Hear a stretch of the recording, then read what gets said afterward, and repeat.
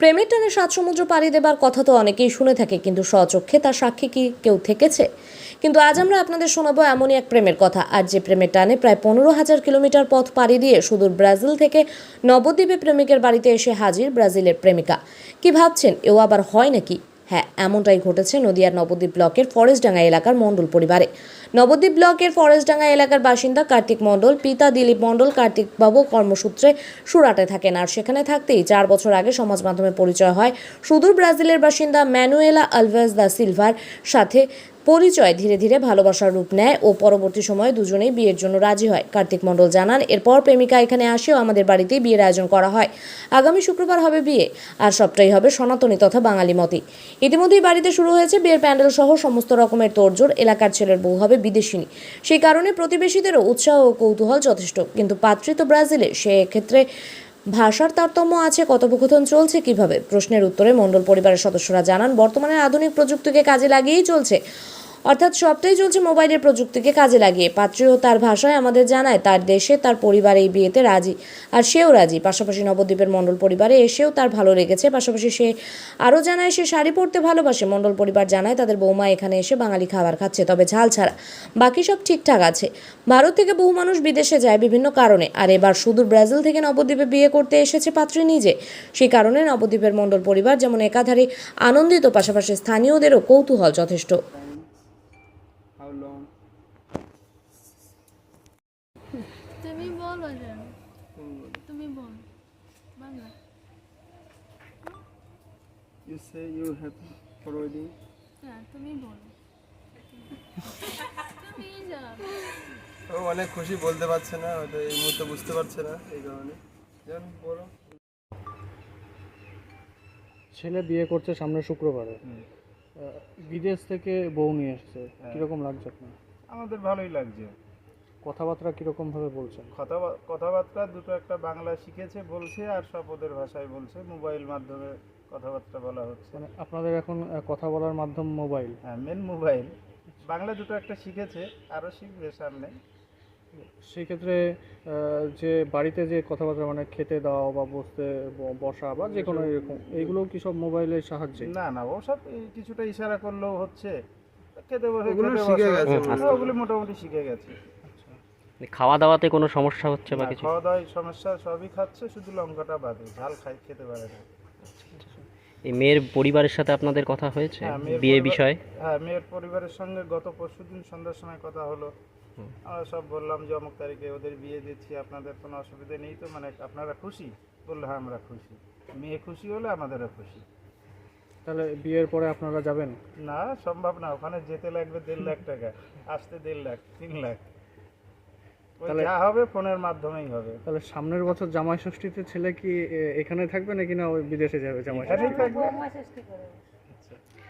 তা এই যে আপনার মানে বিদেশ থেকে বউ নিয়ে এসেছেন, তাই পাড়ার লোকের উৎসাহটা কেমন দেখছেন? বা পাড়ার লোক? না, পাড়ার লোকের উৎসাহ ভালো আছে। পাড়ার লোকের কোনো অবজেকশন নেই, তারা সবাই আনন্দিত, এই কোনো প্রবলেম নেই। বিয়ের কি কোন রীতিতে মেনে হবে?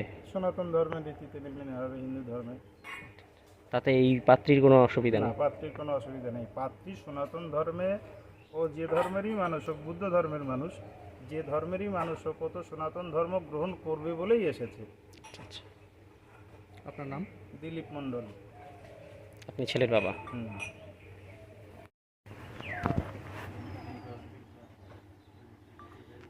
আপনাদের যে সম্পর্ক, হ্যাঁ, মূলত কত বছরের সম্পর্ক? আমাদের 6 বছর থেকে সম্ভব। কি করে পরিচয় হলো আপনাদের? ফোনে, ফেসবুকের মাধ্যমে। আপনি কোথায় থাকতেন? আমি তো বাড়িতেই থাকতাম, বাড়িতে বিভিন্ন জায়গায় বিভিন্ন রকম কাজে যেতাম। আচ্ছা, সেই ক্ষেত্রে আপনাদের সাথে কিভাবে কি পরিচয় হলো? আমাদের সম্পূর্ণ- প্রথম আলাপ হয় ফেসবুকে, ফেসবুক থেকে তারপরে হোয়াটসঅ্যাপে, তারপর হোয়াটসঅ্যাপ থেকে কথাবার্তা আলাপ, ওদের পরিবারের সঙ্গে, ওদের ভাই বোন সবার সঙ্গে আলাপ আলোচনা, আমাদের বাড়িঘর দেখানো, ওদের বাবা মার সঙ্গে সবার সঙ্গে পরিচয়। তারপরে আস্তে আস্তে আমাদের ভালোবাসা হয়, ও আমাকে প্রপোজ করে, আমি ওকে প্রপোজ করি। তবে বিয়ের সিদ্ধান্ত কবে কবে নেওয়া হয়? বিয়ের সিদ্ধান্ত 2 বছর আগের থেকে নেওয়া। আচ্ছা, ওনার পরিবারে কে কে আছে? ওনার পরিবারে মা আছে, বাবা, ভাই বোন, 4 জন। আর আপনাদের পরিবারে নতুন এসেছে, কতদিন হলো এসেছে? আমাদের পরিবারে এসেছে 3 দিন হলো, মনে করেন 1.5 মাস মতো হলো। আচ্ছা, সেক্ষেত্রে খাওয়া যে- দাওয়া বা হ্যাঁ, ওদের একদম নন স্পাইসি খাওয়া দাওয়া খায়। আমাদের তো ঝাল একদম খেতে পারে না, 2 মাসের বাচ্চা সমান খায়। সেক্ষেত্রে আপনাদের বাড়ির লোকের কোনো সমস্যা? না না, বাইরের লোক সবাই অ্যাকসেপ্ট করেছে, ও যেমন চাইছে সেমন হিসাবে চলা হচ্ছে। উনি এখানে আসার পরে ওনার বাড়ির লোকের সাথে কোনো রকম কথাবার্তা? হ্যাঁ হ্যাঁ, সবার সঙ্গে সবাই খুবই খুশি। মেনলি ও খুশি হচ্ছে মানে সবাই খুশি, এই হচ্ছে ব্যাপার। আমার পরিবারও তাই, ওর পরিবারও তাই। আপনাদের বিয়ে কবে হচ্ছে? আমাদের বিয়ে শুক্রবারে। সব কি হিন্দু বাঙালি মতেই? হ্যাঁ, সনাতন ধর্ম। সেক্ষেত্রে এনার কোনো অসুবিধা হবে না? না, ওনার কোনো অসুবিধা নেই। উনি ওইভাবেই রাজি? হুম হুম হুম। আপনি কি কাজ করেন? আমি ক্লিনিকে আছি। এই আর উনি কি প্রফেশনে ছিল? উনি প্রফেশন ছিল অ্যাকাউন্টেন্ট ছিল, MBA করেছে হয়তো, সেই হিসাবে ওখানে অ্যাকাউন্টিংয়ের কাজ করতো। সেক্ষেত্রে আপনাদের পরিবারের সবাই খুশি এটা নিয়ে? হ্যাঁ, সবাই খুশি। নতুন ধরুন বিদেশ থেকে যেহেতু এসেছে, হ্যাঁ, সেক্ষেত্রে এইখানকার আপনি এখানে থাকছেন, আপনারা বিয়ে করবেন, এখানে থাকবেন বলছেন, সেক্ষেত্রে পাড়া প্রতিবেশী যারা তারা এসেছিল দেখতে? হ্যাঁ হ্যাঁ, পাড়া প্রতিবেশী সবাই আসছে দেখতে। এবার সবাই তো জানে না, কাউকে তো এবার বলা সম্ভব নেই আমি বিদেশ থেকে আমার বউ এসছে, এদিকে যারা যেটুকুনি জানে। তবে বিয়ে নিয়ে সবাই উৎসাহিত, তাই তো? হ্যাঁ হ্যাঁ হ্যাঁ, বিয়ে নিয়ে একটা ইন্টারেস্টিং বিষয় যে ব্রাজিল থেকে এসে জেনে। আপনার নাম? আমার নাম কার্তিক মন্ডল। এটা কোন জায়গা? ফরেস্ট ডাঙ্গা। নবদ্বীপ ফরেস্ট? ফরেস্ট ডাঙ্গা সংস্কৃত কলেজের আছে।